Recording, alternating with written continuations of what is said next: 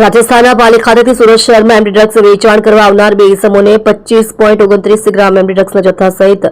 3,02,87,900ના મુદ્દામાલ સાથે ઝડપી પાડતી સુરત શહેર ક્રાઇમ બ્રાન્ચ નો ડ્રગ્સ ઇન સુરત સિટી અભિયાન અંતર્ગત ગેરકાયદેસર માદક પદાર્થોની હેરાફેરી કરતા ડ્રગ્સ માફિયાઓ તથા તેમની ગેંગના સિન્ડિકેટ સભ્યોને પકડી પાડવા સારું પોલીસ કમિશનર શ્રી સુરત શહેરનાઓ તરફથી સૂચના કરવામાં આવેલ છે. અનુસંધાને ક્રાઇમ બ્રાન્ચની ટીમો વર્કઆઉટ માટે દરમિયાન એનડીપીએસના ગુના સંબંધે બાતમી મળતા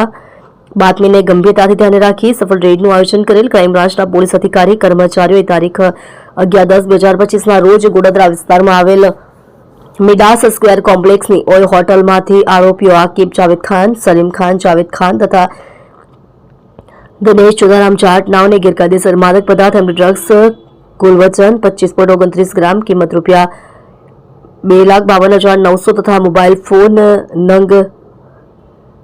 2 સહિત કુલ ₹3,02,87,900ના મુદ્દામાલ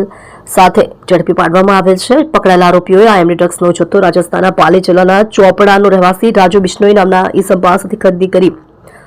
આજે સુરતમાં છૂટક વેચાણ કરવા માટે આવતા પકડાઈ ગયેલ છે. ઉપરોક્ત કાર્યવાહી બાબતે Godadara police station part B ગુનો રજિસ્ટ્રેશન નંબર 1/2025 એનડીપીએસ એક્ટ સન 1985 ની કલમ 8C 22B 29 મુજબનો ગુનો નોંધી વધુ એક એનડીપીએસનો કેસ શોધવામાં ક્રાઇમ બ્રાન્ચને સફળતા પ્રાપ્ત થઈ છે. આ કામે આરોપી આકિબ જાવેદ ખાન, સલીમ ખાન, જાવેદ ખાન એમડી ડ્રગ્સના હેરાફેરી કરવાની ટેવ વાળો છે. અગાઉ જાન્યુઆરી 2025ના અરસામાં પણ એમડી ડ્રગ્સ હેરાફેરી કરતા રાજસ્થાનના પ્રતાપગઢ પોલીસ સ્ટેશનમાં પકડાઈ ગયેલ છે અને 4 વાર જેલમાં રહ્યા બાદ જામીન મુક્ત થતા ફરીવાર એમડી ડ્રગ્સ વેચાણ કરવાનું ચાલુ કરી દીધેલ છે.